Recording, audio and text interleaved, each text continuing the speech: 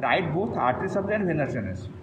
People usually write artery supply and write nothing about venous drainage. That gives you half the marks. Okay. So see, you are also in that road racket.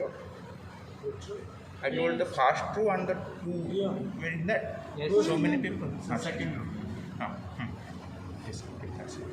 Because if you shoot that, nobody can see her. Okay. So see, first thing, the arteries are, as you know, two coronary arteries, right and left. So see this thing. I have shown it in the first class.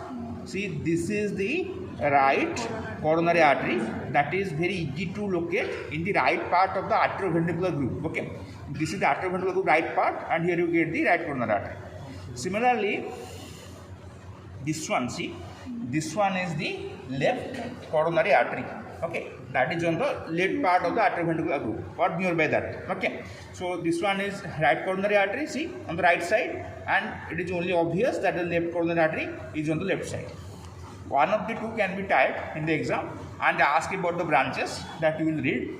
So see, first thing, both these arteries, right or left coronary, they are branches from the ascending aorta. So as you have seen, this is the pulmonary trunk. I think all of you remember, this is pulmonary trunk, and this one is the ascending aorta. This one is the ascending aorta. Okay. In which group are you? In the first group that I told you are there. Then please go because you can't see it here. Okay. Let comment. Can you see? Okay, then fine. Let it die down. Let it die down.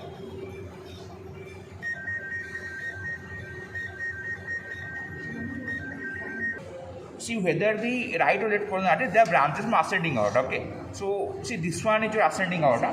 From its anterior part, see, this is the ascending aorta. From its front part or anterior part begins the right coronary artery. First we see how it progresses or what is its course. See, after arising from the anterior part of the ascending aorta, it is located in the right part of arterioventricular groove. Then it passes towards further right to reach the inferior border of the heart. See, this artery after arising from the ascending aorta is located in the arterioventricular groove. Then it is passing to the inferior border of heart. There, this artery, as you can find, winds round. See, this is the second part of the course of the artery. At the inferior border, it winds round. Then it is located again in the arterioventricular groove, but on the posterior aspect. Then it crosses the crux of the heart and ends by anastomosing with the circumflex branch of left coronary. So see, this is your right coronary that usually crosses the crux of the heart and then ends by anastomosing with the circumflex branch of left coronary artery. Okay. So see, this is the course. Now we can divide course wise the artery into mainly two parts. One up to the inferior border, let us call that first segment, and one beyond the inferior border, let us call that second segment. Okay. Now what we need to know here is what are the branches of the first segment and what are the branches of the second segment. See, in the very first segment, mark this branch that is arising from the right coronary in the first segment. See, underneath which I have put the forceps, that is supplying the infundibulum of the right ventricle. As you know, this is the right ventricle. See, this branch from the first segment of the right coronary is supplying the infundibulum of the right ventricle, and it is called right conus artery. It is called right conus artery. Then see just the course. It is progressing such that above there is atria, below there is ventricle. So accordingly, there are branches to the atria and branches to the ventricle. Branches to the atria are called atrial rami, and branches to the ventricle are called ventricular rami. Remember, one of the atrial rami given here, in 65% cases supplied SCN node. That is called SCN nodal artery. So in 65% cases, SCN nodal artery is one of the atrial ramas of the first segment of the right coronary artery. Now it is not present here, but see, this is supposedly the right margin of the heart, and one of the ventricular ramus here given by the right coronary artery passes here. That is called right marginal artery. That is not usually present, not always present, not usually, and this will be the position for the right marginal artery. Then it passes in the back part of the arterioventricular groove. When it does that, it is actually again traversing between the artery above and ventricle below. So again it gives branches to the arteria known as arterial rami and branches to ventricle known as ventricular rami. Then see, this is the posterior interventricular artery, that is a branch from the right coronary. In majority of cases, the posterior interventricular artery is a branch from the right coronary. You are familiar with this groove and the artery passing in it. Posterior ventricular artery, it is given by the right coronary artery. See, when the posterior ventricular artery is passing in the interventricular groove, on either side there is the ventricle, and just in front of it will be the interventricular septum. So its branches are ventricular rami to the ventricles and septal rami to the interventricular septum, particularly its posterior one-third. And one of the septal branches gives rise to AV nodal artery. One of the septal branches, the posterior ventricular, gives rise to AV nodal artery, and then after giving this posterior ventricular artery, the right coronary artery will end by anastomosing with circumflex branch of left coronary artery. So this is in short about the right coronary artery, how it arises, what is its course, what are its parts, and what are the main branches from each of the parts. Okay. Now let us go to the left coronary artery. Okay. You see over here, this is the left coronary, and mark one thing. This is the ascending aorta, and see how the left coronary is arising from the posterior part of the aorta. See, it is arising on the left side from the posterior part of the aorta.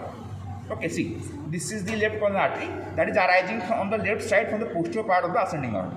See, this is the left coronary artery, this one left coronary, main trunk, and it arises on the left side from the posterior part of the ascending aorta. Okay. Now, after arising, immediately this gives three branches. See the branches here? This branch. Please let me do the talking. If you doubt, you can ask. Don't prompt. That is unnecessarily disturbing. Okay. So, and also, someone is teaching something and one asks, I am teaching brief. Someone asks, all of a sudden doubt about sternum. So that is distracting to tell the list. Okay. So see, this branch is the anterior interventricular artery. This branch is the anterior interventricular artery. It is so named because it passes in the anterior interventricular groove. This is the first branch. Okay. The second branch, second major branch is this one. That is passing in the arterioventricular groove. This is the circumflex branch. This is the anterior interventricular branch. It passes in the groove by same name, and this is the circumflex branch. It passes in the arterioventricular groove, goes to the back. And this third branch, this one is called diagonal artery. This one is called diagonal artery. So a bit easy to guess its name because it is present diagonally. At least you can have that idea that this is called the diagonal artery, but the diagonal artery may not be always present here, but it may not be always present. Now if you see the anterior interventricular artery, that is this one, it is running in this anterior interventricular groove. On either side there is the two ventricles, and behind it there is interventricular septum. So again its branches are ventricular rami to the ventricles and septal rami to anterior two-thirds of the interventricular septum.